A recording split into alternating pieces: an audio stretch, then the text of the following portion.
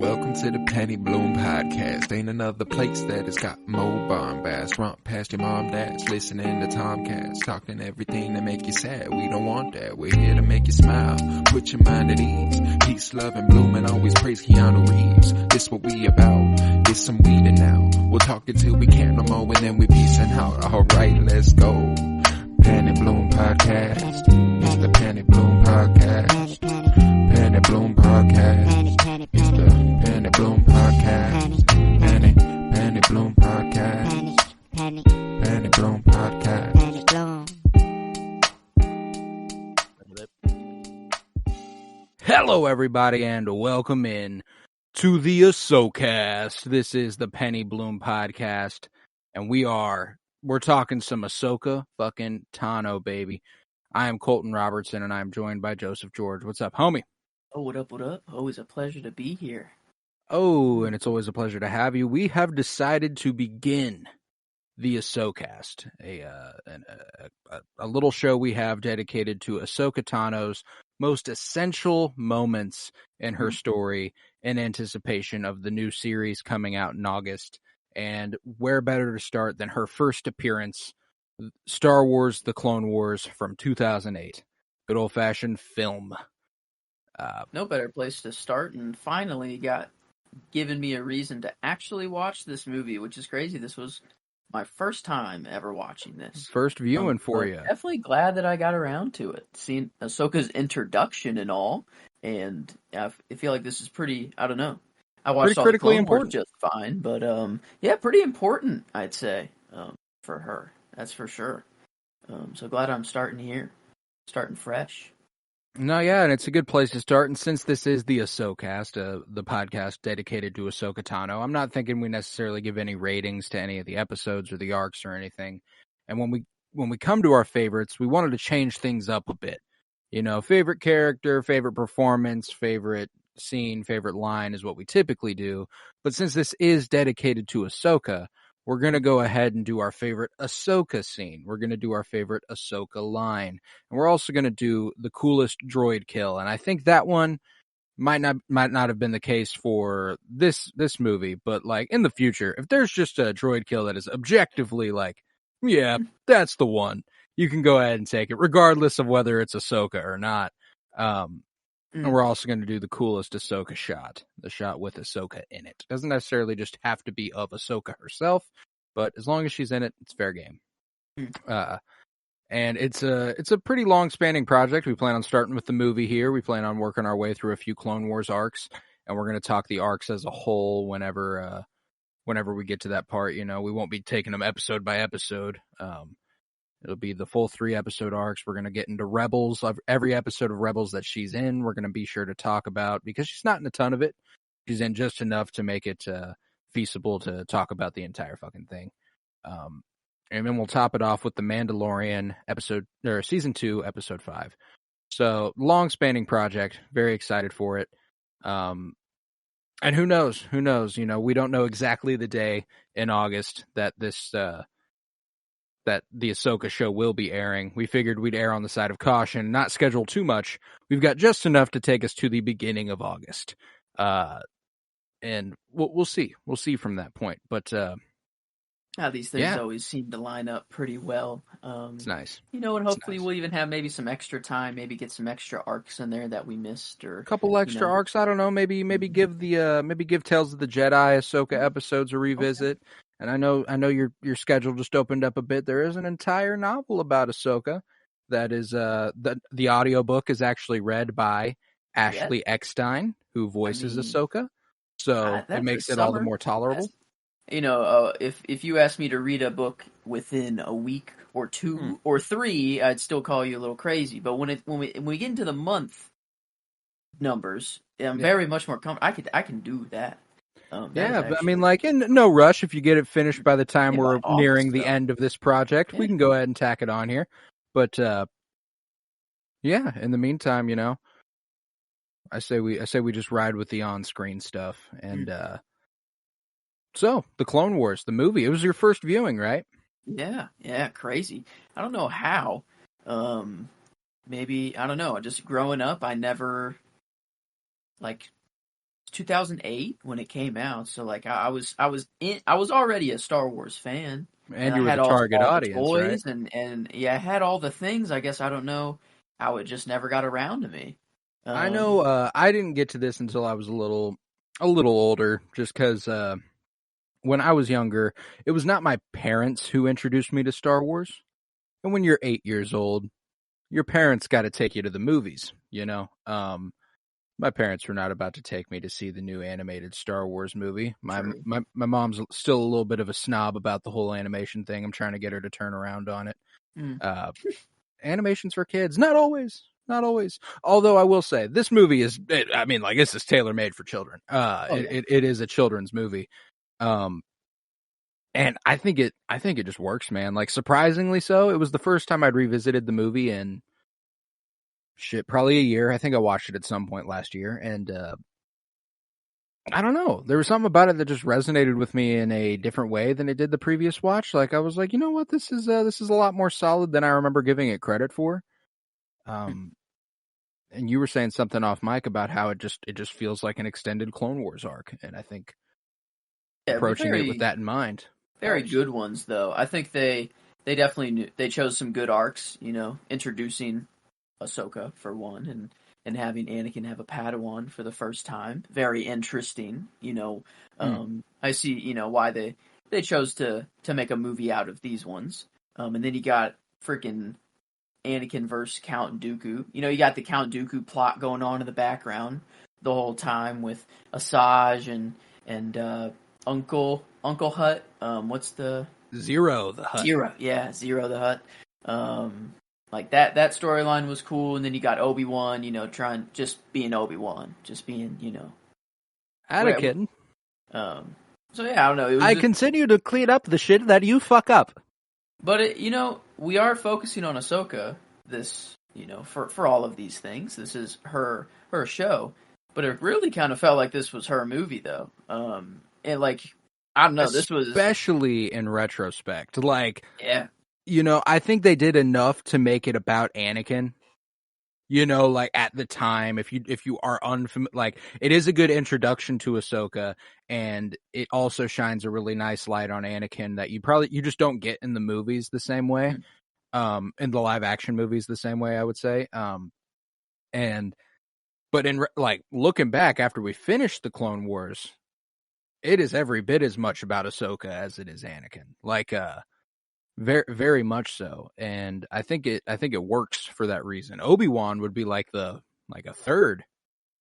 Like, he's definitely not second on the call sheet. I mean, I don't know. There was a lot of Anakin in here, and I guess there were a lot of stuff with him just by himself. So, I might argue that Ahsoka might actually be leading this movie. She's the most important character in this movie. She drives the decisions that Anakin makes. She drives the story forward in every capacity. When it came to little Stinky the Hutt, the whole like, oh, he's so fucking cute, and Anakin's like, oh yeah, you think he's cute? Fucking carry him then. I'm not doing that shit.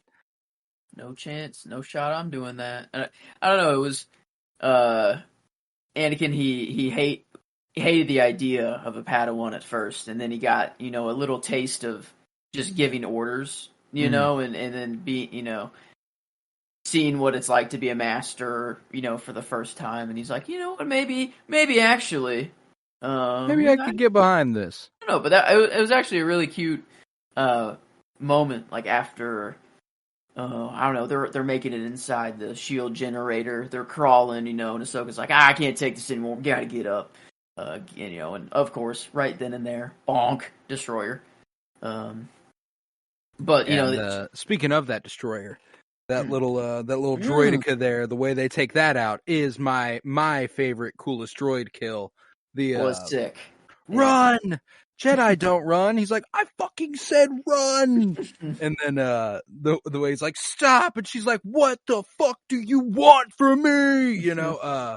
Loved it. And the way they because I also like that they both get a chance to carve it up. Like, it's not like a one or the other thing. It's a ultimate Jedi master Padawan team up to take out one of these droids, which I really, really liked. So Yeah. that was what I actually went with for my coolest droid, and it was a great little just master Padawan moment, and it was kind of the first one that made Anakin realize, like, oh, you know what? Maybe this won't be so bad. You're not that bad. Yeah. All right, let's get it. Yeah, and I don't know, they make their way even closer. And, of course she sets off all those, like, mine droids. I don't know what you call those big, just things that were in the ground. Right. But, they pop up and she has her little moment against one, and then Force pushes it off, but accidentally wakes up, 10 more or something. Right. And one of my options for coolest kill was whenever she pulled the wall down. That's hard. And left Anakin, in the hole. And it was really interesting. I don't know, during that, like, shot, there were, like, these golden, like, little fluttery, I don't know. It was, like, really interesting. Whenever I didn't notice it on first watch, but then when I was taking all the screenshots and just going through it, it, like just this gold glitter just flew up out of nowhere. I don't know. It was really, I don't know. It looked very specifically, like, placed there. That's interesting. I wonder if it's like sparks or if it's I don't know. That's intriguing. It looked more like force, like just energy. If anything, if it's anything, it's like it just looked like the force put that hole there in the wall because, like what a perfect situation for that to happen, sort of thing.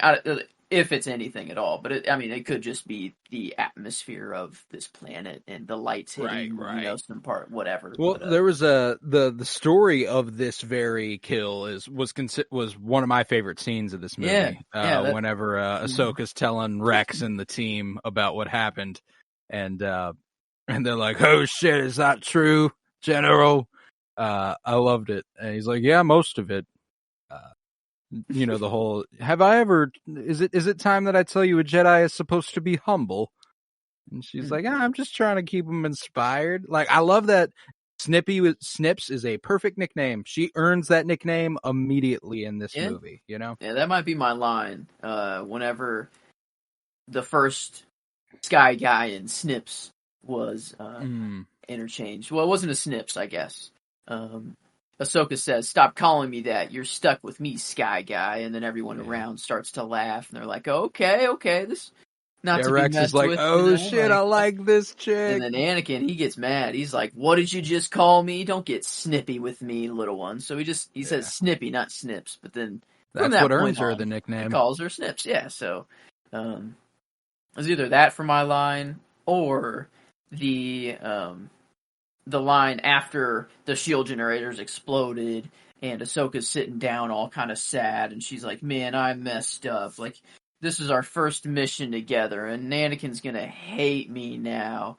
And then Anakin sits down and just instantly says, "You're reckless, little one. You would have never made it as Obi-Wan's Padawan." Like, says the worst thing, and Ahsoka just gets so much more sad, but then he's like, "But you might make it as mine." And then he makes it all better, and then she's like, on. I loved it. I loved that. That was hard not to pick that for I went funny with my line, but then the scene I kind of gave a little co-winner here because that's one I absolutely loved that scene. It's adorable. It's the acceptance that Anakin has for Ahsoka there in that moment, and Ahsoka's introduction. Thought it was fantastic. That's always going to be one of my favorite scenes in all of the Clone Wars, including the show. Really. The stuff where Obi-Wan goes to introduce himself. He's like, "Well, I should, like, I'm going to be your Jedi Master." And she's like, "No. Sorry. I was this assigned." Comes straight from the top. Yeah. Like, I'm here to serve you, of course, sir. But I'm actually Anakin's Padawan. And the way he was like, no. Like, I love that shit. It's a classic. And there's this idea that these three, if they could just stick together through everything could be fine. Everything would have been fine. And it all starts at this point, but come Revenge of the Sith, when Obi-Wan heads to Utapau and Ahsoka's off on Mandalore, it leaves Anakin primed to be torn apart. So it's like, God damn it. That poor imagery. It's like the father, son, and daughter imagery here. Like Oh yeah. Obi-Wan's just the dad, he makes all the dad jokes, and you got the son. Wasn't it the son that went evil, and then the daughter Yeah. was? Yeah, yeah. Well, and then what we'll see whenever we get to the Mortis arc, because that will be part of this, is that the daughter becomes Morai, the owl that follows her around. Mm-hmm. That's right. Yeah. So even Yeah. further goes with that idea there. Mm-hmm. And then does the son? What happens to? Does he Son become? fucking dies. That's what I thought. I'm pretty sure the father and the son die, and the daughter just transforms and becomes something else. Well, Vader does. Well, no, I guess not really. Vader dies, but Anakin lives on Yeah. through the Force. But okay, yeah. I don't know. I'm going back and forth between the scene, when Anakin accepts her as my scene, or whenever they get to, I forget what planet it is, but it's wherever little Stinky's being held, and they got to climb up to the top. Yeah, they're up Teth, and they got to climb up there, and they said race you to the top, and it's Anakin just going up, slicing and dicing, but Ahsoka, just instead of, she's working smarter, not harder. She's just on the top of a walker, defending it, just deflecting blaster bullets. That shot was hard too. Was sick. Yeah, dude. The cinematics in this movie are fucking nuts. Like it looks. There are points where it is fucking gorgeous to look at. And that's the difference between like the Clone Wars show and this. There were some parts that were just like, oh, that just looked way too good. That's like a movie. They threw a lot of money on this shot right here. Well, there's also the fact that the race you to the top it gets paralleled in season 7 of the Clone Wars whenever Ahsoka, I believe, arrives at Mandalore, and she says to Rex, like, I'll race you to the bottom. And she ends up jumping out of their dropship and jumping all over everything, and and he's like, damn, she's cool, I love that shit. And I love that this movie was the introduction to Rex as well, who is a pivotal character in Ahsoka's journey. And very quickly he accepts her before Anakin does, so it's like just a furthering of that relationship also was very, very cool to see. Oh yeah, no, this was such a comfort movie just to watch. It was just like, you get an hour and hour 39 or something like that. Hour and 30 of just nice quality Clone Wars arcs. Yeah, it's just it's classic Star Wars storytelling, especially now. Looking back, this is like it would be. There's a lot of. I went to IMDb just to like look for quotes because I didn't take them down as I was watching. But there's the review section on IMDb is hilarious because the reviews are mostly from 2008. Like when the movie dropped, and they're horrendous. Makes sense. Yeah, like here, let me find. There's plenty of good ones. The best starter to Star Wars, the Clone Wars, and the best reviews are from the last few years. That one was 2017, 10 out of 10. August 16th, 2008, 4 out of 10. The review was titled "Enough Already." Enough already. This is the very beginning, and they've already had enough. Really? Is this like bad animation for the time? Like I'd say this would be pretty impressive. It's pretty solid. No, that's the thing is that like Star Wars. A lot of people like to think that Star Wars fandom is just like, oh, Disney ruined Star Wars. Y'all hated George Lucas. Y'all hated that motherfucker whenever he released the prequels and then released this. Y'all despised it. People didn't like Ahsoka when this movie came out. They didn't like Ahsoka at the beginning of the Clone Wars. Like, there's so much that has changed about the perception of George Lucas's Star Wars since Disney took over that it's just like this review right here, 3 out of 10. Taking this stuff seriously anymore. I'm not taking this stuff seriously anymore. George Lucas isn't for real. And this is the first sentence. Okay, so Star Wars is now officially a kids movie. Always was, fucko. Glad to see you don't know what you're watching. Yeah, this I mean, I guess you look at the movies that came out in the 70s and it's not immediately clear that it's for kids. But no, yeah, well, and that's the thing is that it's always been palatable to kids. This movie is for kids, Yeah. There is a difference, but like, yeah, Star Wars is for kids. Like, sorry. Yeah, I don't. Everyone, there's always going to be more kids. We're always just going to get older. I don't like it's just how things work. It's how just life goes. Things are just It is. usually, I don't know. That's at least where the money is the kids. The kids will buy the toys, and that's what Star Wars figured out really well. But I don't care if it's for the kids. This is, yeah, sure, a more kids tailored movie, but I'm still having a blast watching Right. it. Like I had a great time. It's super comfortable. It's super comfortable. It's a comfy movie, and I went funny for my line instead of the more like, because you listed a few that were like, yeah, those were probably my choices as well. But the line I ended up going with was, I think he's going to live to stink another day. It was pretty good. I mean, it was funny. It's pretty funny. It was pretty good. So no, I think it deserves to be recognized. Here. I mean, Stinky the Hut, man. That's a legend in the Star Wars fandom. That's a movie. That is a Star Wars movie plot line. This is like Stinky a the Hut. freaking Game of Thrones, or like I don't know, mob. Sopranos. What a storyline here. Yeah, the capturing of a mob boss's son. Got to get him back. Zero, like the uncle of trying to that. undermine. Oh, dude, yeah, it was sick. Some Junior Soprano ass shit over there with Zero the Hut. What happens to Zero?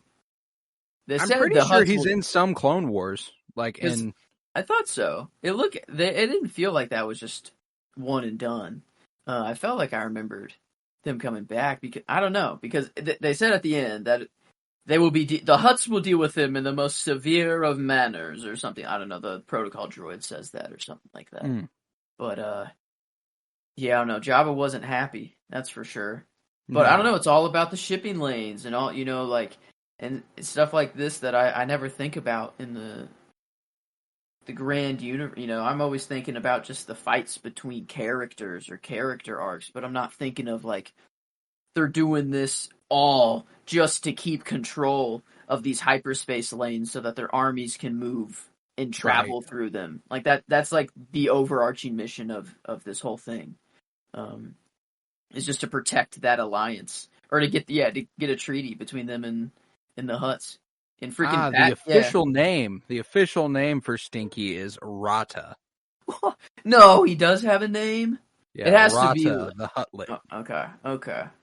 Like in this movie, he's already known as that, or like maybe I don't know. Like, I don't remember them regarding him as Rata once. Oh, maybe whenever like he came back home and Jabba was like, Rata, Hata. I don't know. Like, he maybe said it in Hutties.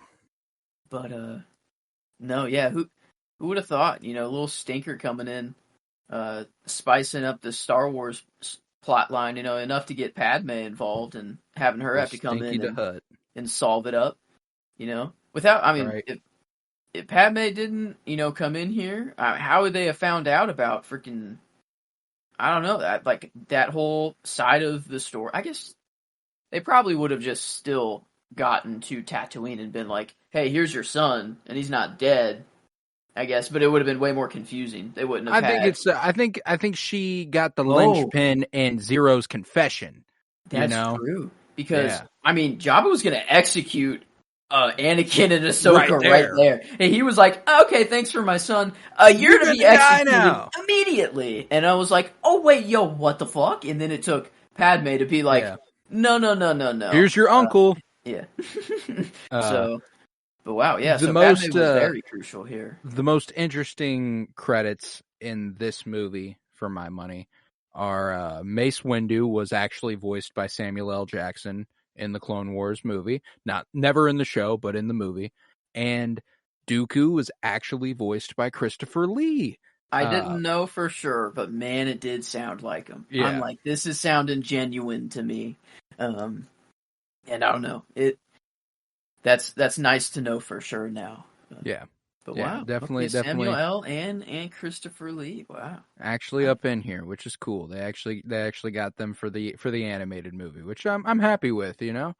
Uh, but l- I loved the animation style, especially for the time. You know, like it's crazy to see that this was what they could do in 2008 on a movie theatrical release budget, and then like what they do on like Disney Plus with the Bad Batch and stuff like blows this out of the water, which Yeah. is absolutely insane.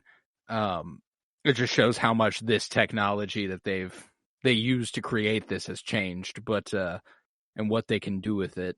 Because goddamn, even so, this was still beautiful. There were some shots like Mhm.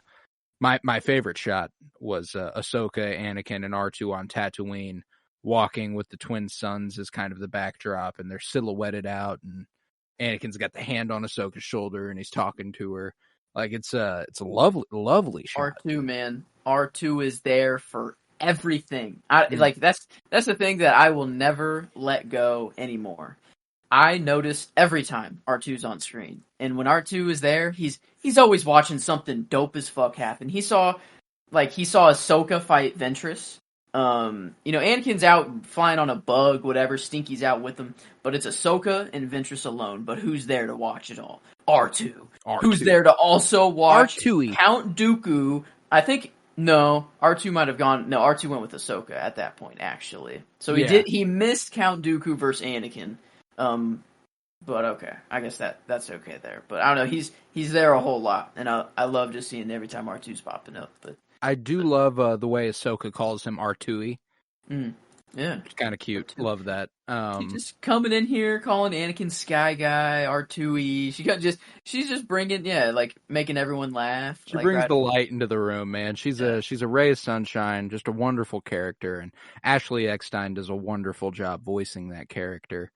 Mm. What about you? Your favorite shot there? Yeah, mine comes like 30 seconds before yours. It's right whenever they're just getting off the ship of Tatooine. And she's holding Stinky and then kind of just putting her arm up to block the sun, and she's looking out just into Hmm. the Tatooine deserts.